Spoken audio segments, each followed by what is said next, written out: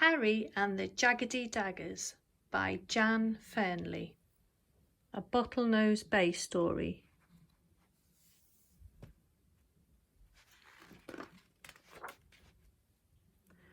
Not very far away, there's a place where the winding river flows into the big wide sea. There are boats on the water, ships in the harbour, and interesting animals all around. It's a busy place, a special place, and its name is Bottlenose Bay. Harry the harbour mouse lived in an old boathouse on the winding river. His whiskers were salty and his eyes were twinkly like the sea. Every day, Harry transported cargo in his boat. He liked river life, people coming and going, big ships, ferries, sailing boats and tugboats. He loved the magical way the sea and the wind brought people and things from faraway places. But the wind and the sea can make mischief too.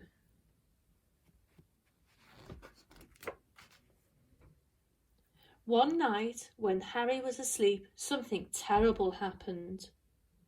Zephyr, the wild wind, rose up and loosened the rope that fastened Harry's boat. The boat drifted away, into the harbour, out to sea, right onto the Jaggedy Daggers. Now, the Jaggedy Daggers were dangerous, mean old rocks. They lurked just below the surface of the sea, waiting. Many ships had been wrecked on their cruel spikes. Harry's boat was smashed to smithereens. Like ginormous dinosaur teeth, they crunched that poor boat up. In the morning, there was nothing left except for a few pieces of broken wood. Harry was heartbroken. But as well as mischief, the wind and the sea can bring surprises and treasures too. One day, as he wandered along the seashore, Harry found a strange thing washed up by the tide. It was an old chipped china teacup with stars painted around the trim. Harry had an idea. "This will make a wonderful boat," he said. "What a silly thing," scoffed the river rats.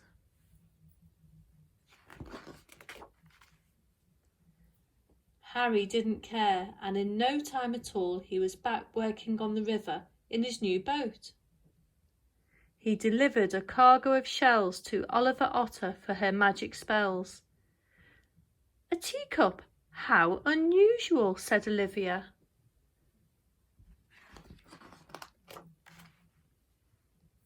He ferried Mama Bun to visit her grandchildren.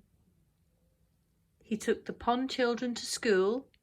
They wriggled about so much the cup nearly capsized. "It's too squishy," they said. It was true. The teacup boat was very small.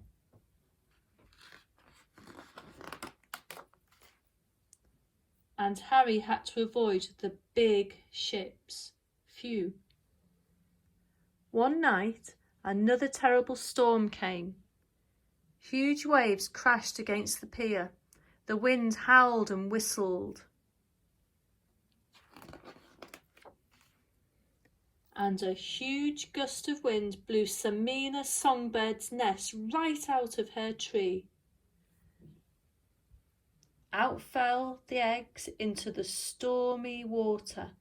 "Help!" cheeped Samina. "My eggs!" The waves swept the eggs way out to sea. The current was so strong that it carried them straight towards the Jaggedy Daggers. "Help!" The riverboats were too big to go near the Jaggedy Daggers.